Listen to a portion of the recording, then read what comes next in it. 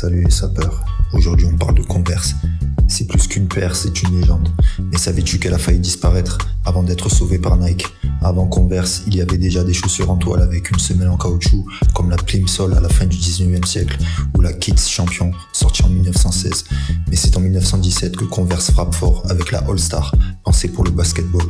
C'est là qu'un joueur, Chuck Taylor, entre en jeu.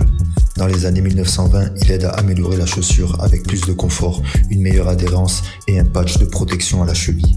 En 1932, son nom est ajouté sur le modèle et la Chuck Taylor All-Star devient un classique du basketball jusqu'aux années 70. Mais avec l'arrivée de Nike et Adidas, Converse perd du terrain.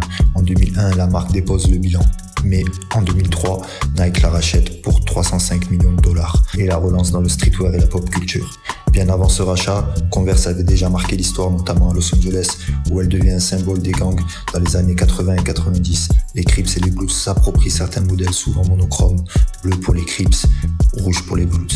La Converse devient un code vestimentaire à part entière dans les rues de LA. Aujourd'hui, la Chuck Taylor reste une icône du basketball au quartier de Los Angeles, en passant par la mode et le skate. Et toi, t'as déjà porté une paire de Converse?